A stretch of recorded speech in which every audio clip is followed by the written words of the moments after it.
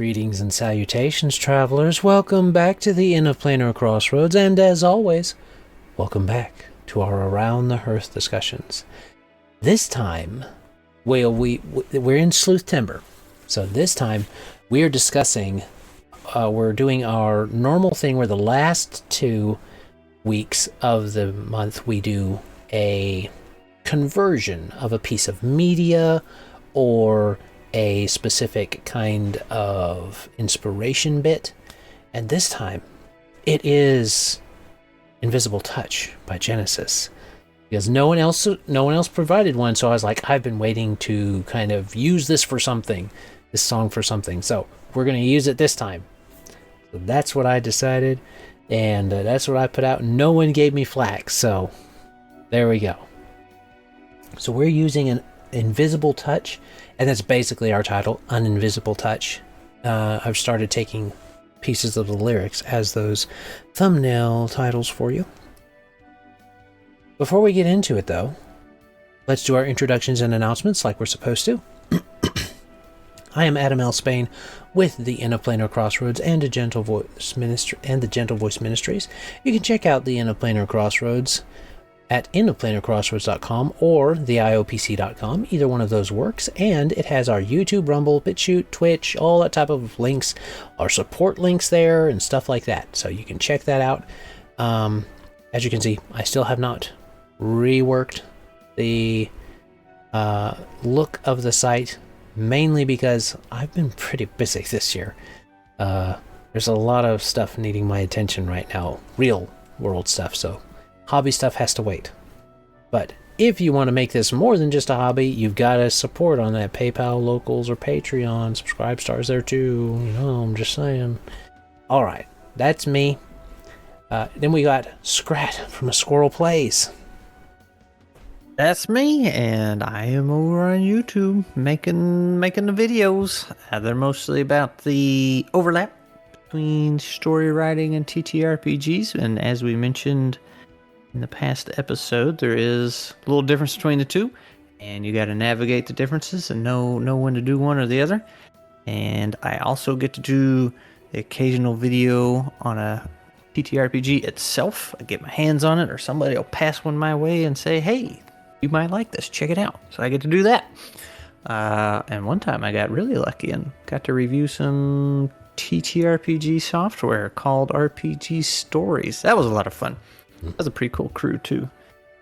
But yeah, other than that, getting my hands on the community's TTRPGs too, getting my grubby little paws on them. People have been very eager to share what they're working on, and that's kind of the point, right, behind the channel, is to build a community and get people coming in and sharing their stuff, whether it's TTRPGs or their own writings. Actually, I have a guy just recently came in and shared a bunch of writing. He just writes stuff and posts it for free. Ain't even gotta buy it. So just sharing our creative goodness.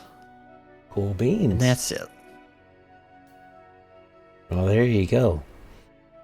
And he's got his own little system he's working on called Nuts. So hopefully you'll be able to get your hands on his nuts eventually. But check out that channel. And speaking of channels on YouTube, we're going to do our Levi's shout-out now. Levi's shout-out this time is Crackminis. This month we've been shouting him out. He does scratch building. It's 40K is what it's got in the tagline, but it's scratch building. Cool stuff. He's got like a Robo Cowboy from scratch. I hadn't watched that one yet, so gotta go back and watch some of his stuff. So check that out. It is Crackminis on YouTube. He's at not at 2,000 subs yet, so let's get him up to 2,000 subs maybe. There you go. Tell him Inn of Planar Crossroads sent him.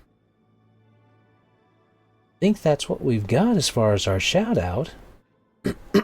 So, unless you have something specific to go and shout out, Scrat? No, sir. All right. Grab your preferred beverages.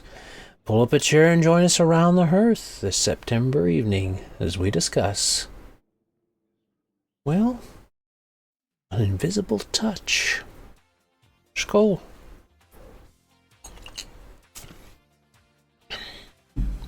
All right. Ooh. That's a little more realistic squirrel, too. Yeah. It's getting intense. Yeah. It's getting intense as the darkness creeps in.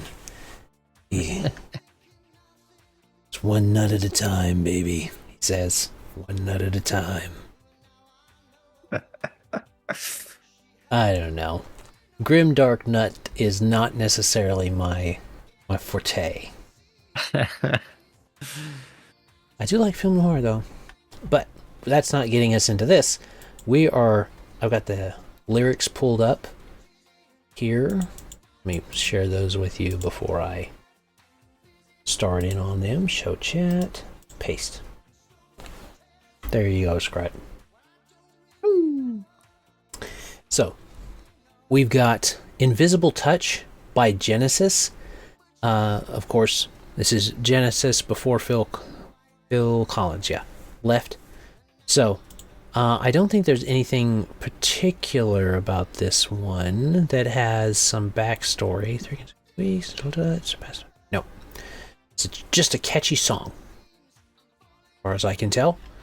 So, I like this one as an inspiration for stuff, but I've been talking a lot. So I'm going to just throw out some key points from our past discussions and then let Scrat dive into his ideas. Because when it's just the two of us, sometimes we will split it where his ideas on this one and my ideas on the next one, or stuff like that. We're supposed to split it where it's our characters' ideas are this one and then our adventure ideas are the next one. Our adventure ideas are this one and our character ideas are the next one. So, it is what it is. We're just talking. So some points. Whichever scale you go with, go into that scale. So whether you go with a really localized or you go international with your Invisible Touch mystery, just focus on doing that well. Don't try to mix and match a bunch of different ones and trying to put it all together if you want to have a cohesive one. You can do that in some instances, but if you're doing it homebrew, you might want to go ahead and keep focused. In media res can be helpful for setting up things that are coming back into play. So being at one point in the story and then flashing backwards is what in media res is. And so you're flashing backwards to show how it got to this point or how you had this in your pocket for different things to handle things like that. Hidden roles help increase the suspense and use timelines. Those are some big things that we've come through with this particular part of mysteries. And those are really the things that I wanted to make sure we pointed out this time. There is a article from the Alexandrian that we've been shouting out these chats. It's from back in 2008, but it still holds up, so you can check that out. I will probably have a link to it in the doobly-doo. So those are the things I just wanted to make sure we got in there before we started. What do you got, Scrat? Oh boy.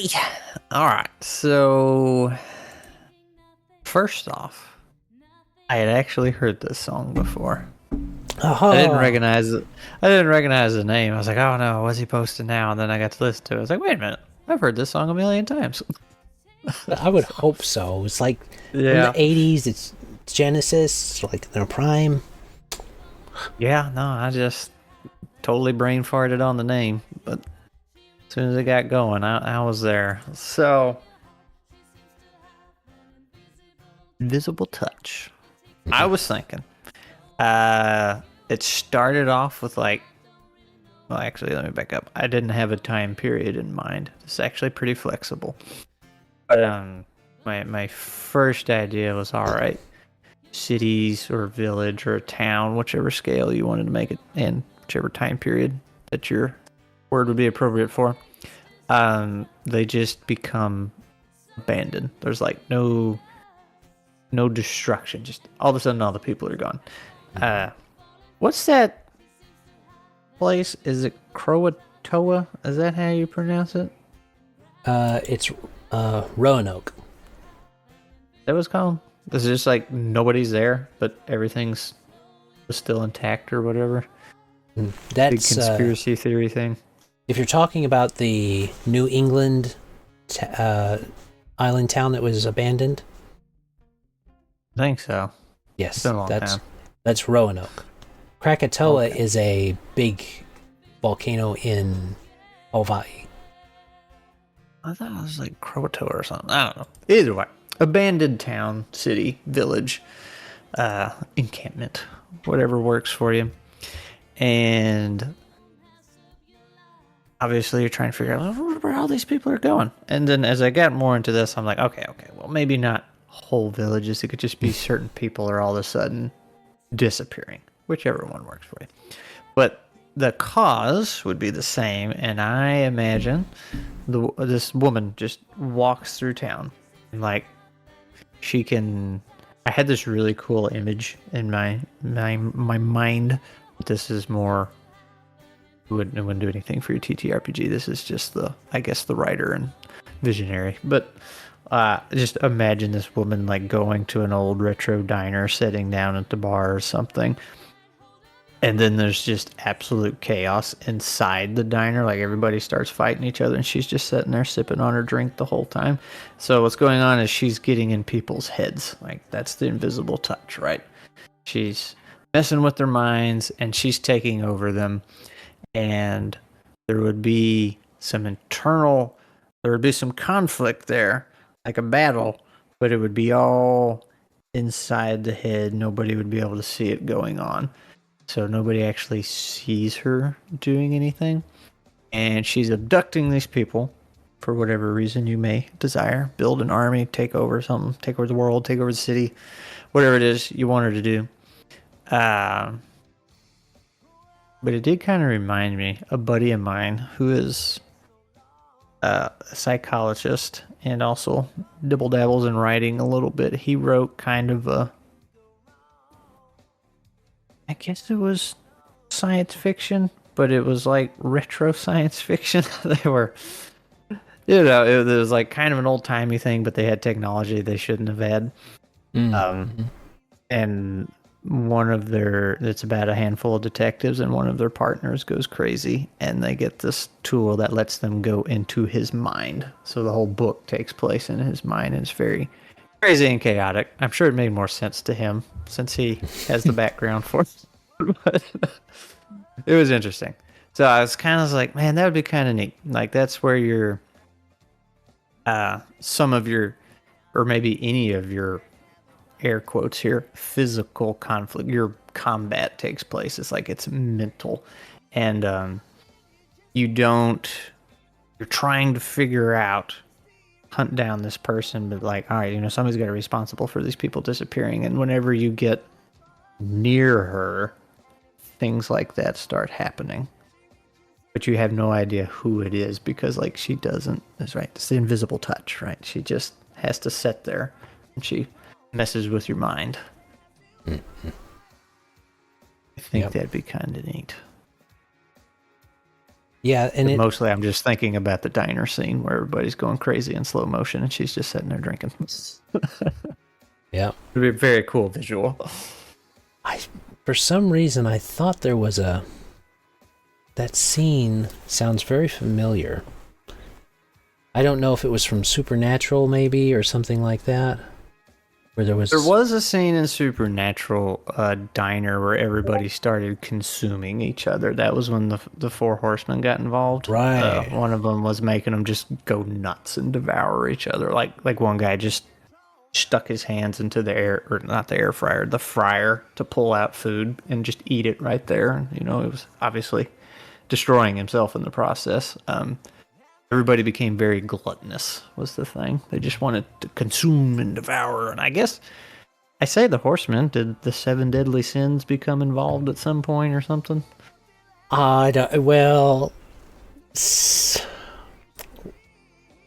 Supernatural didn't necessarily keep distinct religious philosophical lines on things. So like the four horsemen also had sins they were being associated with or something like that. which is not really in the Four Horsemen thing in Scripture. So Yeah. they're just kind of blending things together, and that's what, to be fair, that's what Supernatural kind of did really well, which kind of blend a bunch of different supernatural stuff together. I never watched the whole thing, and there was a lot of balls that got dropped, but sometimes they really did good. Like that, I think it was the end of a season where Death shows up, and he's getting out of his little white Cadillac or whatever it was he was driving. That was really good. That little slow motion scene, and like somebody brushes up against him and dies a second later, and all that. Like that was pretty spot on. Yeah, that was a good introduction to the Four Horsemen with Death. That's solid. And I did like that they didn't make Death some kind of Machiavellian evil dude. He's just Death. That's what he is and what he does. I was a good actor for that one. But I've said it once and I'll say it again. There's only 5 seasons of Supernatural. So the others are just, there. They're fine. They've got moments. Fan fiction. Yeah, but the first 5 seasons, they wrap it up nice. Just don't watch the very last little cut, and you're fine. Dean gets a happy life, and Sammy gave his life for his brother, type of thing. Okay, just leave it at that. And the funny thing is with Supernatural, after that, you don't know which season I'm talking about because that happens like 2 or 3 times trying to get... Yeah, so, they always just trade places. It got to be a bit much. Yeah, constantly trading places. But that's not this. We're focusing in on this, the supernatural part. I do like the supernatural angle for the invisible touch. There's ways to do it without the supernatural, but I do think that that's probably a safe thing to do, especially if the supernatural stuff is rare in your setting or hard to deal with. I think that would be good. You could do like paranormal investigators, like we mentioned the BPRD, or some kind of Call of Cthulhu investigation type of thing. All of that would work. It says that the invisible touch, it takes control and slowly tears you apart. Now, in the sense of the song, it's supposed to be like she's getting in, she's, romantic type of thing, this love that's there.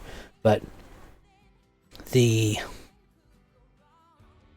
thing in this,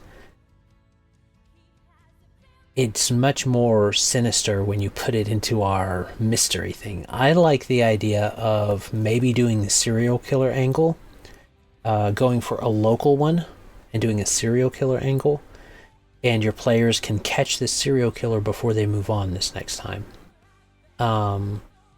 Since the song puts it as a female, I would probably put it as a female serial killer. Then you would start to incorporate some of these things of she's probably really charismatic. She's able to get people to be at ease around her. I do think that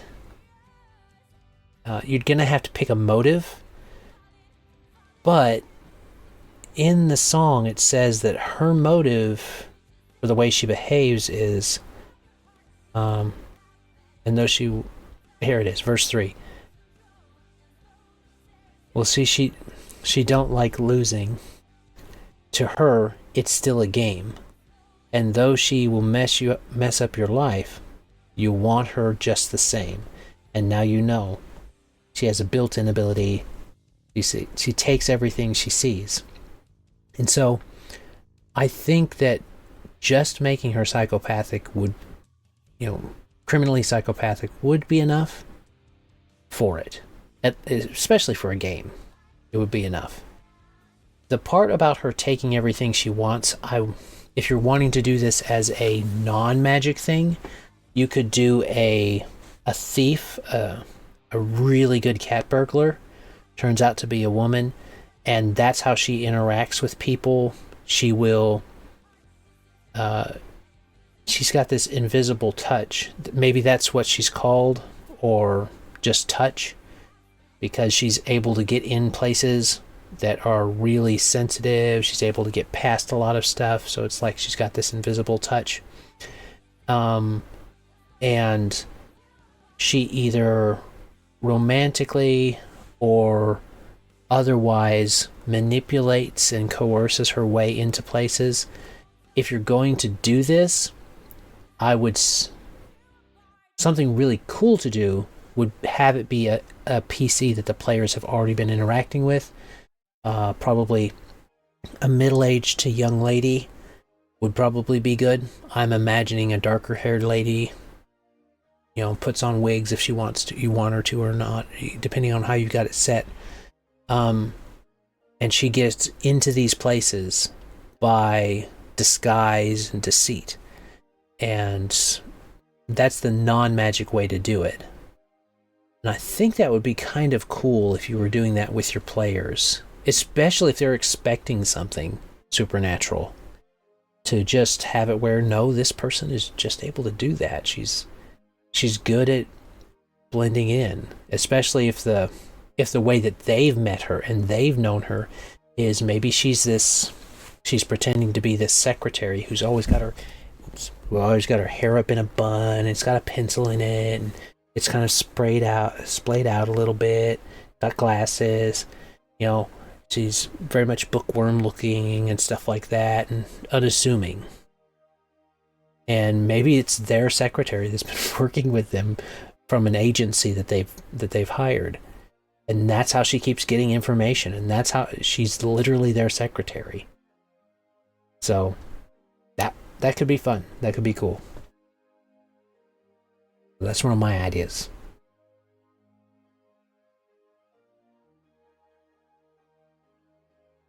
Sounds pretty solid to me when you're running a game. Yeah. It's not particularly conducive at the moment to be able to run a game. As far as time, I have a lot of things on the plate. But I do like this. If you're going with the Kroanoa is probably the word that was scrawled on over at Roanoke. Roanoke is the settlement, and it had a word that was scrawled on it. That's right. I was thinking of the thing etched on there. Okay, I thought you're right. But if you're going for that invisible touch thing, it takes control and slowly tears you apart. I think it would be one of the cool things you could do is with this particular adventure, have that person that they're interacting with be like the lady that you're talking about. You don't know necessarily when you're interacting with her, or she's just so unassuming that it's hard to tell. And it's hard to tell what's real. And you got to make it where not everybody is affected, only people she picks and chooses, because that allows the players to interact with her beforehand. But set something up at the very, near the beginning of the game where they know that there's danger, so they can be on guard. But this person is someone that they perhaps trust or know from a past adventure or something along that line, and you slip her in there, and there's this setup where if one of the players or one of the PCs they're associated with can be touched, and it will slowly tear that NPC or that PC apart. So they might start losing sanity or something like that if you're doing something along the Call of Cthulhu route. And you could play it up that way and work it in that way so that it's something that now they're maybe far enough into the game that PC starts to act really different. And it's starting to slowly tear them apart.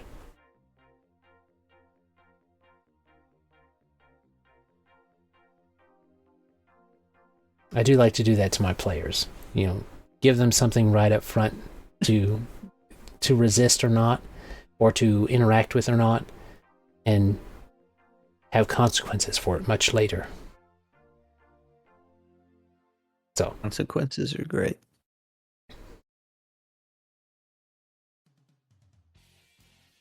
All right.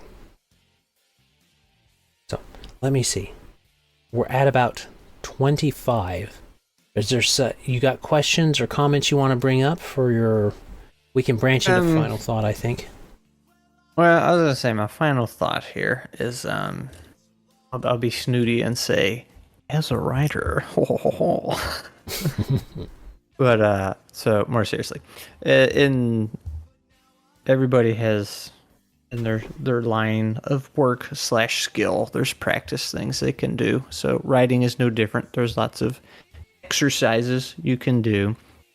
I had mentioned one in another episode where you can just, you air quotes again here, set your character down and then just ask them a bunch of questions. I have a little tool I made that just shoots me a random question from a gigantuar list, and I'll be interviewing a character, right? That's how I get to know them and blah blah blah blah blah blah blah blah. But my point here was for a similar exercise, or not even an exercise, just something to kind of help you get some ideas for your TTRPGs that I have discovered while doing this, is taking the songs and trying to make a story out of them for your TTRPGs. That's a very good exercise, I have come to find out, and have gotten a handful of good ideas out of it that I would like to use. So for you GMs out there, if you're kind of scraping the bottom of the bucket of your idea barrel, give it a shot. Pick some random songs. I guess we've been dipping in the 80s the most, but you don't have to. But I recommend it. It works out. Yeah, there's a pretty pool to choose from. A lot of good stuff in there. Yeah. If we do say so ourselves. Yeah. And I will say, you don't have to. I've never done it. I don't take the whole song and try and use this. It's like, no, there's one or two lines that stick out to you. It's like, oh, that can be this, and then that can be this, and that'll go there. Blah, blah, blah, blah, blah, blah. You know how it is when the ideas get rolling. Yeah. Well, I do like to take the whole song because I'm a completionist. It's like all those achievements on the video games, trying to get this. Yeah, I mean, if you can do it, that's great. But and maybe that can be your challenge for the exercise. But if you're just needing some kind of idea, right? Well, my final thought, I guess, is, I think I need to save that part for the next one. We're talking about specific characters. So, I think this invisible touch, or whatever you want to use as this, whether it's, you can use high-tech stuff if you want to. I think it's more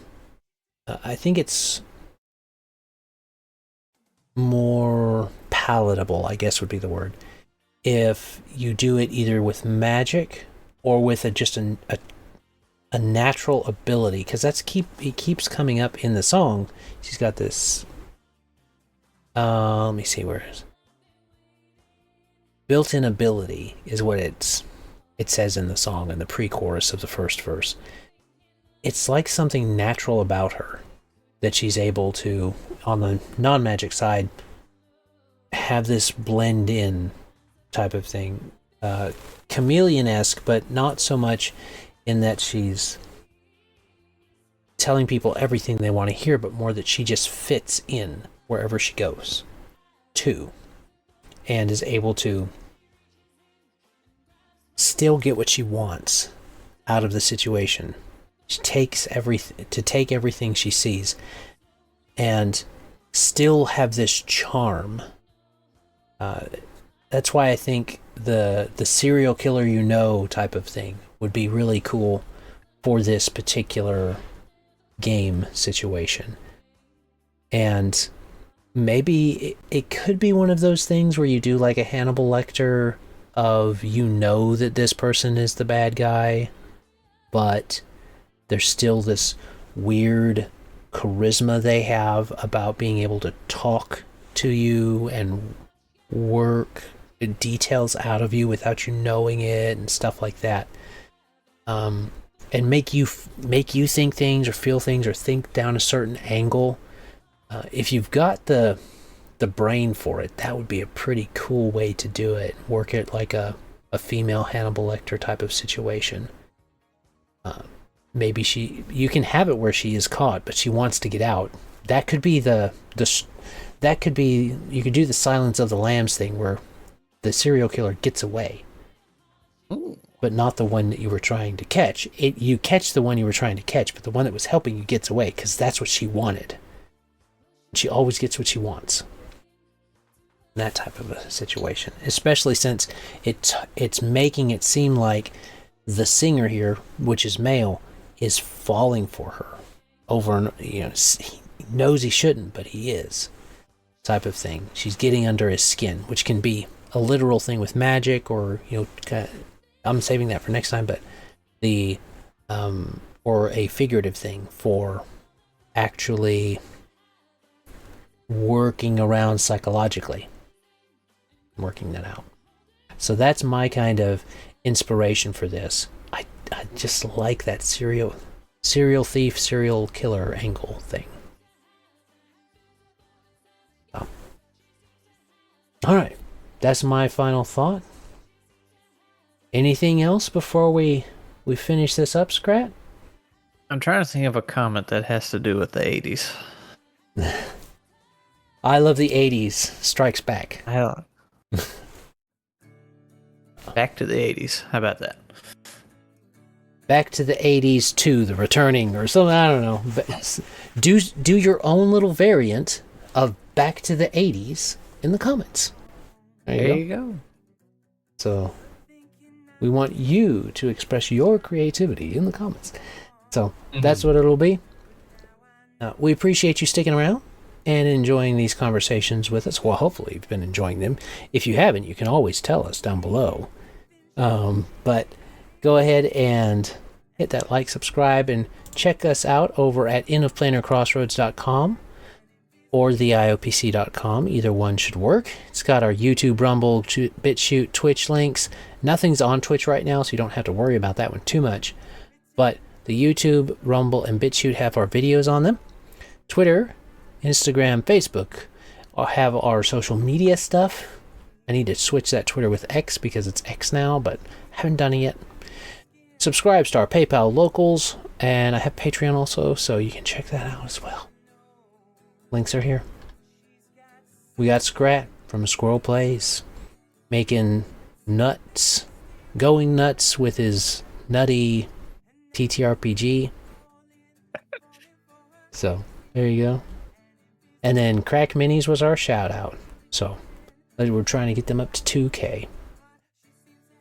Alright. I guess, as always, have a great day. God bless and enjoy. Bye.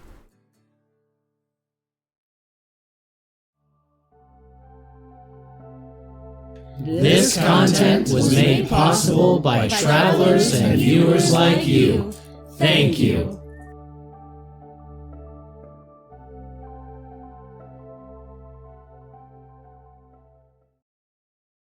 Alright, that one came out good. Nice. Okay. So, we've got this one. Now we're on to an invisible touch and our actual conversion. So, you got plenty of notes on it, right? Oh, yeah, man. Okie dokie. Rearing and ready to go. Cool beans. Alright. Guess we'll go ahead and start then.